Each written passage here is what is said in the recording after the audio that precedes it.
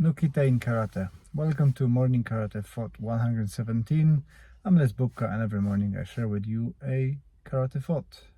So this one sparked up by conversation on Instagram about a Nukite, so the jab with the fingers. And there's many applications and many versions of the Nukite within the kata, and some are on the Jordan level, so higher level, some are in the middle, and some are lower level. So in terms of applications, you can look at them very differently. So everything which is higher and kind of with open fingers, it's gonna be eye pokes, eye jabs, or moving the head away. The vertical ones to the middle of the body, for me it's a entry to a throw, so like a pummeling, so you're putting your hand under. I've seen people doing kind of this way when the thumb is grabbing, so you're grabbing the neck, pulling like this way. It can be a bicep bump, so there's many applications for it.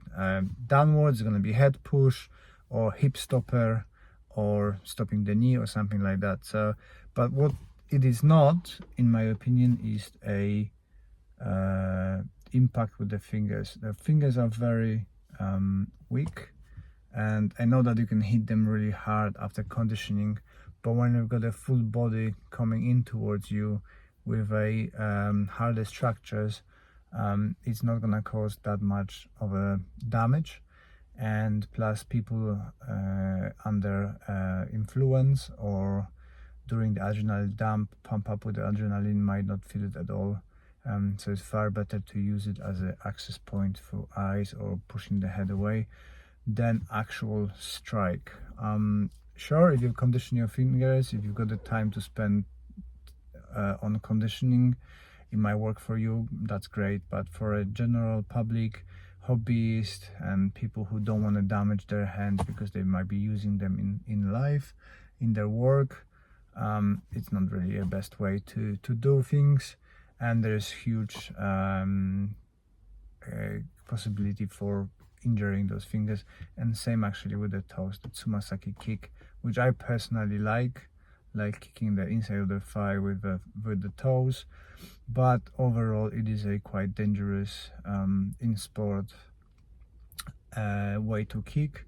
So it's far easier to do just a normal way of kicking and use the shin or instep if you prefer. But I'm sure there are people who conditioning and they got a very strong fingers and can perform the feats of strength with those, like a Kyokushin guy is doing a watermelon breaks and pumpkin breaks or whatever you want with those. But for me, in a kind of hobbyist way and as a pastime activity, it's just not worth it. And there are better ways utilizing those techniques, those which I just explained before. So keep on training the way you want, what makes you happy, and don't be discouraged by people telling you on internet what's what. And if you would like to support the channel, best way to do it is to watch another video or buy us a coffee, and we can fund the classes for people who are less fortunate than we are. I've lost my train of thought there. Apologies. I see you tomorrow.